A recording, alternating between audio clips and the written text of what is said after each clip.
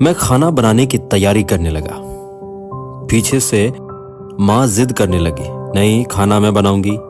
इस युद्ध में जीत माँ की होनी थी, पर मैं जिद करके टमाटर, प्याज, हरी मिर्च काटने लगा। आप इतनी दूर से सफर करके आई हो, खाना आप ही बनाना, मैं बस तैयारी कर देता हूं। माँ चुपचाप बालकनी में जाकर खड़ी हो गई। उन्हें मुझे इस तरह देखने की आदत नहीं है। कई साल पहले जब वह मुझसे मिलने आती थी तो अनु साथ होती थी। तब मैं शादीशुदा था।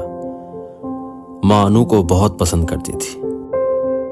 शायद इतने साल माँ इसीलिए मुझसे मिलने नहीं आई। घर बहुत छोटा है पर सुंदर है, माँ ने कहा। मैं चुप रहा।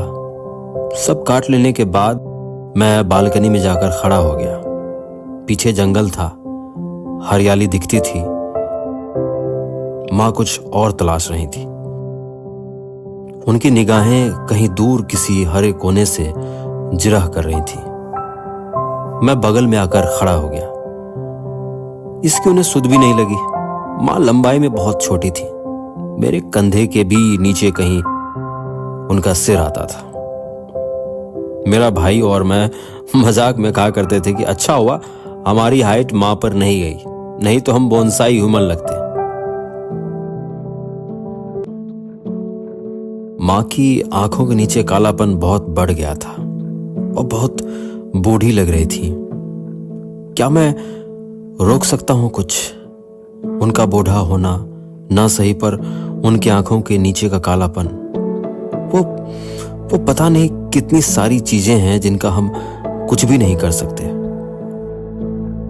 बस मूक दर्शक बन देख सकते हैं। सब होता हुआ, सब घटता हुआ धीरे धीरे।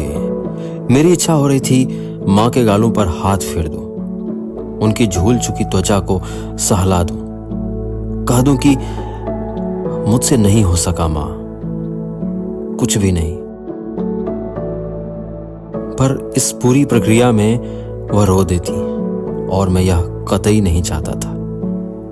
पिछले कुछ सालों में मैंने माँ के साथ अपने सारे संवादों में मैं खुश हूं कि चाशनी घोली है। उन्हें मेरे अकेलेपन, खालीपन की भनक भी नहीं लगने दी, जिसकी अब मुझे आदत हो गई है।